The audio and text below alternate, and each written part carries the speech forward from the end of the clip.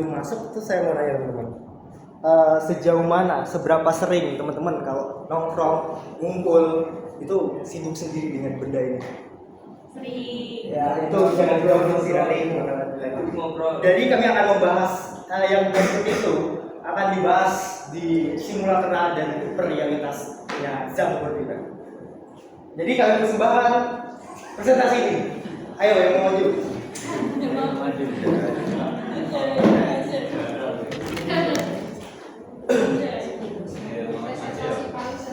Jadi Zambordina, Bobby itu adalah filsuf dan juga sosiolog praktis. Dia lahir di 1929 dan meninggal di 2007. Dia itu punya gagasan simulacra dan hiperrealitas yang mengkritik masyarakat modern yang dianggapnya di dunia tanda dan citra tanpa realitas yang asli. Karya terkenalnya antara lain ya simulacra dan simulasi. Jadi kami akan membahas itu dimulai dari simulacra. Oke, sebelum kita membahas simulacra, di sini saya ingin menjelaskan. Sebelum adanya simulacra kita tuh harus mengetahui yang namanya konsep simulasi. Nah, apa itu simulasi? Definisi umumnya itu simulasi adalah saat ada suatu objek yang mempunyai referensi dari objek nyata yang menjadikan benda itu tergantikan atau bahkan simulasi itu menjadi lebih nyata dari objek nyata itu sendiri. Nah, jadi kayak ada sebuah tiruan ini, barang tiruan itu bisa menjadi lebih nyata dari barang aslinya itu sendiri. Nah, di sini simulasi itu akan menjadi abstrak saat benda yang direpresentasikan itu menjadi satu dengan benda objek nyata tersebut. Jadi nanti jadi itu tidak jelas. Contohnya seperti saat kita mempunyai akun sosmed. Di akun sosmed itu kita ingin menjadi kepribadian yang baik, misalkan memiliki kayak taat atau bahkan rajin beribadah, tapi dalam diri kita yang nyata itu di kehidupan nyata kita tuh tidak seperti itu. Jadi simulasi itu seperti itu, kita menjadi dua orang yang berbeda di sosmed dan di dunia nyata. Nah, kemudian bisa dilanjutkan oleh masuk ke simulacra itu sendiri. Dari bukunya Baudelaire ada sebuah quote mengenai simulacra, yaitu yang berbunyi, simulacra tidak pernah menyembunyikan kebenaran. Kebenaranlah yang menyembunyikan fakta bahwa tidak ada kebenaran. Simulacra adalah kebenaran. Sehingga Baudelaire bermaksud menyampaikan bahwa simulacra di sini adalah sebuah kebenaran. Dari beliau juga mendefinisikan bahwa simulacra adalah sebagai kenyataan atau realitas yang tidak memiliki acuan referensial atau landasan dasar terhadap apapun. Pemikiran ini berangkat dari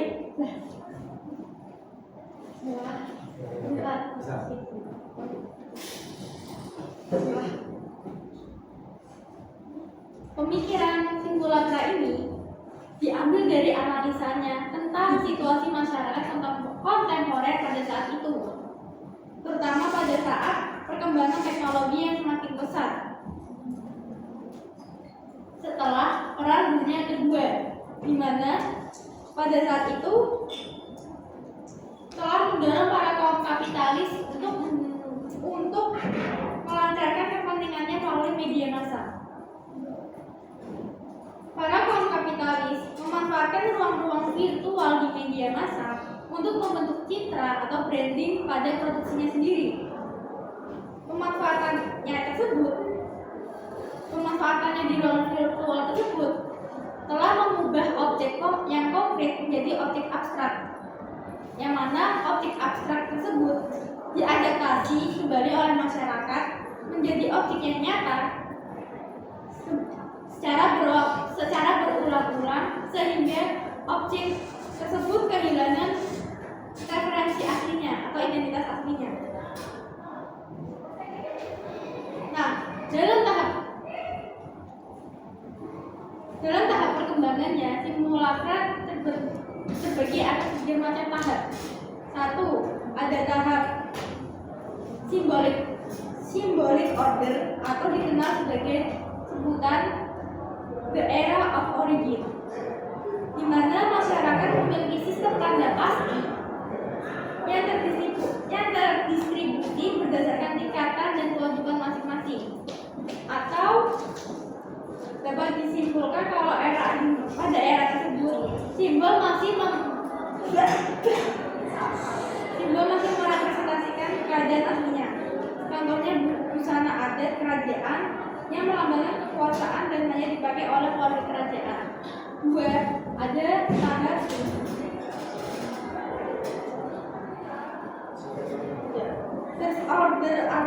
First order of simulacra. Era ini berkembang pada zaman modern awal, dari Renaissance sampai industri. Simulacra ini dimaksudkan sebagai bentuk imitasi dari sebuah objek, mengimitasi citra alam ke sebuah objek. Contohnya pembuatan pesawat yang mana bentuk imitasi dari bentuk alamiah penuh. Proses ketiga ada the second order of simulacra. Dimulai dari era revolusi industri hingga pertengahan abad ke-20. Pada era ini mulai ada produksi besar-besaran terhadap barang imitasi atau tiruan yang bentuknya sama persis dengan bentuk asli tersebut. Contohnya adalah pesawat atau busana-busana yang diproduksi secara massal untuk meraih keuntungan atau mendapatkan keuntungan finansial. Dan fase yang terakhir ada fase the third order of simulacra, di mana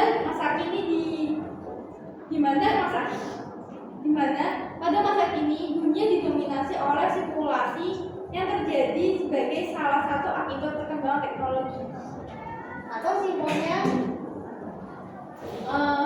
simulacra dalam konteks kematian kemanusiaan ini, kalau bisa simulacra ini dilanjut, yang mana simulacra adalah objek realitas yang tanpa adanya referensi asal atau tiruan, maka bukan hanya objek realitas saja yang mati, tetapi kemanusiaan itu sendiri juga akan mati. Kenapa? Karena kemanusiaan itu sendiri tidak akan dapat membedakan antara objek yang nyata dan representasi, sehingga objek tersebut akan kehilangan rasa, nilai, dan juga wujud keasliannya sebagai manusia. Dan juga dari simulacra tersebut, kalau terus berlanjut, itu tidak hanya akan menutupi kebenaran, tetapi juga akan menenggelamkan jiwa manusia itu sendiri. Selanjutnya akan prioritas konsultasi lah. Durasi ya. Ayo. Masuk ke hiperrealitas ya. Hiperrealitas itu kenyataan yang dilebih-lebihkan. Maksudnya adalah kondisi ketika tiruan atau visual itu lebih dianggap nyata daripada kenyataan fisiknya. Contohnya wibu. Nah, wibu itu orang-orang wibu itu membayangkan dunia fantasi anime itu lebih enak, lebih indah daripada kenyataan asli. Mereka membayangkan diri mereka itu kebal seperti di anime, padahal kenyataannya ketika kesandung sedikit aja sakitan gitu. Begitu singkatnya itu ya. Baik, gimana teman-teman udah paham belum sama simulacra sama hiperrealitas? Saya belum ya, sedikit ya. Saya mau mengulang. boleh. Jadi ini ya sederhananya, ibaratnya kalian sesuatu paling diceritakan tuh narasi pakai bahasa Bali. Simulacra itu ya tadi yang dijelaskan Bimo bahwa ketika objek tiruan itu menyerupai yang nyata, bahkan di tahap sampai menggantikannya. Dan di tahap sampai menggantikannya ketika sebelum itu ya kita masuk ke dulu. Kan tadi tahapan simulacra itu representasi yang kehilangan wujud aslinya. Itu ada tahapannya di pertama adalah symbolic order. Symbolic order itu di mana era sebelumnya nggak ada tiruan, semua objek itu simbol-simbol itu masih original gitu. Burung ya burung, itu burung. Misalnya di situ dicontohkan pakaian kerajaan itu yang menggambarkan pakaian kerajaan gitu. Itu khusus orang kerajaan. Yang kedua, lalu ada kedua first order of simulacra, yaitu munculnya imitasi dari sesuatu yang real. Contohnya adalah pesawat. Pesawat itu adalah imitasi atau representasi dari burung. Nah itu dia yang dikatakan first order dari simulacra. Awalnya munculnya simulacra. Yang kedua, yang paling krusial itu adalah the second order simulacra. Itu di mana yang disimulasikan tadi itu diproduksi sebanyak-banyaknya, hingga pada akhirnya bisa menggantikan objek aslinya gitu, realitas yang asli. Yang keempat adalah third order of simulacra, itu era digital di mana tidak ada lagi referensi nyata dari representasi kenyataan tersebut. Selanjutnya adalah sebelum ini sudah ada contoh aslinya dari bordiran. Itu tuh tentang peta, di mana peta itu pasti itu dibuat setelah ada wilayah. Tapi kalau simulacra ini kelamaan peta itu yang menggantikan wilayah. Jadi yang realitas aslinya itu ya peta itu. Wilayah itu mengikuti peta, bukan peta yang mengikuti wilayah. Jika dicontohkan di dunia lagi, yang suka nonton drama Korea siapa sih? Ya, drama Korea. Oke, drama Korea kita melihat orang-orangnya itu laki-lakinya penuh romantis, kasih sayang, nggak ada gitu pukul-pukulan mungkin, kecuali action ya, yang romantis itu. Tapi pada faktanya di per 2022 negara Korea Selatan itu mendapatkan tingkat kekerasan dalam rumah tangga itu 94%. 94% itu nggak dikit loh, banyak. Bagaimana yang dicitrakan negara Korea itu penuh tadi drama, cita-citaan, negara yang baik, ramah, tapi isinya yang kenyataan realitasnya ya yang tadi baik penuh KDRT. Itu sedikit contoh gambar tentang simulacra. Ya, tipe realitas itu tadi ketika simulacra itu malah menjadi yang nyata daripada realita itu sendiri. Borderland itu contoh asli dari Borderland itu Disneyland dan toko kartun. Maksudnya Disneyland dan toko kartun gini teman-teman. Disneyland itu adalah representasi dari yang ada di dunia ini. Istana, taman hiburan, kegembiraan dipadukan dijadikan satu. Jadi sebenarnya Disneyland itu adalah sesuatu yang tidak nyata itu, sebuah representasi dari dunia nyata. Tapi di sekarang Disneyland itu malah jadi nyata. Nah, ibarat gimana ya? Ibaratnya itu yang tadi nggak nyata, itu tuh Disneyland itu yang nyata gitu loh. Ibaratnya toko kartun, akhirnya toko kartun seperti Mickey Mouse. Mickey Mouse itu adalah representasi dari tokoh tikus. Tapi ketika orang memandang Mickey Mouse ya Mickey Mouse itu realitas nyata, bukan tikus gitu loh, bukan representasi tikus. Terus ada satu lagi karakter yang sering kali disalahpahami. Tahu nggak siapa teman-teman? Cinnamoroll tahu nggak binatang apa? Ya, kelinci. Salah. Yaitu Cinnamoroll itu adalah anjing kuping jenisnya. Nah itu bagaimana mereka orang-orang tuh cuma tahu Cinnamoroll gitu, nggak tahu originnya dia itu apa gitu. Itu yang dinamakan hiperrealitas gitu, contohnya. Oke, selanjutnya ada yang dampaknya hiperrealitas, singkat saja. Konsumsi simbol. Jadi hiperrealitas ini gimana ya? Ibaratnya kita itu sekarang hidup itu untuk orientasi konsumsi yang semula adalah untuk kebutuhan hidup, malah juga hidup.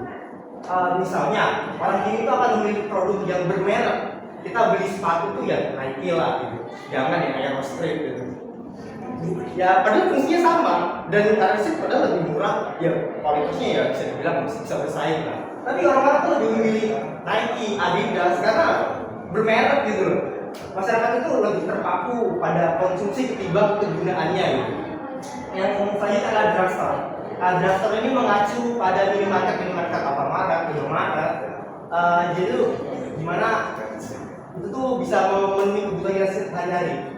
Meskipun dengan tempat yang terbatas, minimarket itu selalu mengapang-apangkan banyak jualannya kan. Itu tuh menggenjot konsumerisme masyarakat, terlebih kehadirannya 24 jam. sehari belum baru jam. Jadi saya mau sedikit cerita sebelum saya ke Jawa. Saya tuh di Kalimantan, nggak ada yang namanya Indomaret, Alfamart 24 jam itu nggak ada. Tapi ketika saya masuk ke Kalimantan, masuk ke Jawa, saya ke Indomaret, saya tuh bolak-balik ke Indomaret. Serius, saya tuh kayak ibaratnya FOMO gitu, kayak masuk supermarket, minimarket doang masuk supermarket. Terus sebenarnya saya tuh mau beli susu lah dia. Terus saya melihat ada jajanan enak, loh kayaknya saya belum butuh bagi Kalimantan nggak ada. Akhirnya saya beli, padahal saya nggak butuh itu gitu. Itu meningkatkan daya konsumsi yang dinamakan drugstore itu, toko minimarket. Yang selanjutnya adalah sampah visual. Sejauh jalan ngalian ini teman-teman, berapa bisa dihitung nggak berapa banner-banner baliho yang di jalan itu? Jadi banyak teman-teman. Dan itu berbagai spanduk itu bisa mendistorsi kita. Misalnya saya tuh kemarin tuh jalan ke nggak tahu apa namanya, pokoknya di depan Pizza Hut tuh ada tulisan pizza paling murah 25.000. Duh, aku ibaratnya aku tuh bilang gini, anjir 25.000 pizza kecil lagi. Lah mending beli rames di kampus 3, depan kampus 3, 6.000 tambah air es atau gorengan, 2.000 kenyang 8 jam. Ngapain beli 25? Tapi itu distorsi, artinya, saya ternyata semiskin itu ya, gak mampu beli yang 25.000 itu, gitu. Lanjut nih, distingsi itu merupakan jarak sosial yang diakibatkan oleh pemilihan selera. Misalnya konsumsi sebuah kelompok itu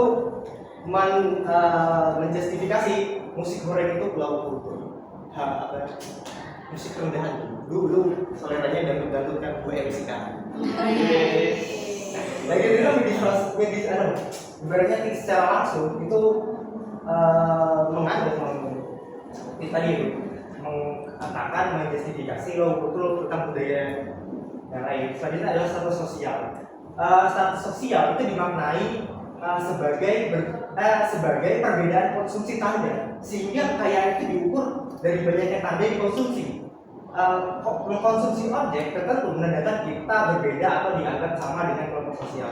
Misalnya gini teman-teman, saya ini ibaratnya nggak punya ibaratnya orang menengah ke bawah, tapi saya punya iPhone. Saya bisa lah gabung sama circle orang yang punya iPhone sama orang kaya. Jadi kalau di era Marx, sosial itu dibagi jadi dua, bourgeois sama bourgeois sama proletar, si miskin dan si kaya.